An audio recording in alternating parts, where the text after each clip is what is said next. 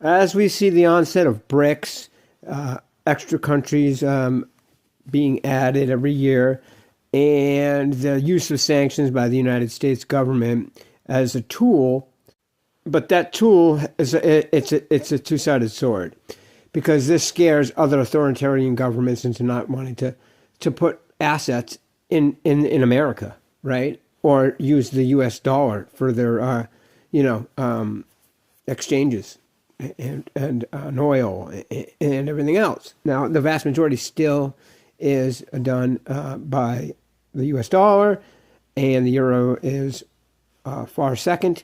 And then you're starting to see the UN creep up just a little bit, and they're making a push right now. It's going to take a long time before they even come close to even a multipolar currency. You know what I mean?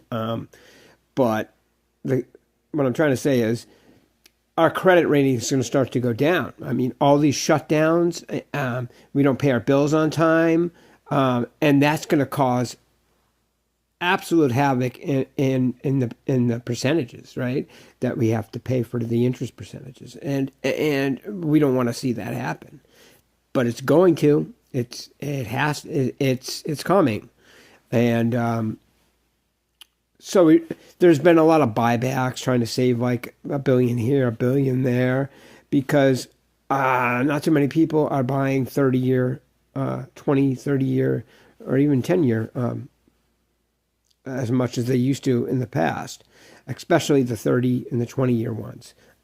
So those are bought back by the government, and somehow they are able to save money by doing that. I don't have the time to explain it on a short, but so the future looks bleak. They're talking about maybe the conspiracy about the Great Reset. Are we going to be using gold again, to back up money, a new money, or is it going to be all crypto? Because and we're seeing it also by Japan is the number one holder of U.S. besides the United States of U.S. debt. Okay, and then right behind them is China. China just keeps dumping it, partly to try to hurt us, but partly because it's not as strong as it used to be, and it lost 10% year on year of its value overall, the U.S. dollar. So a lot of things going on economically in the future.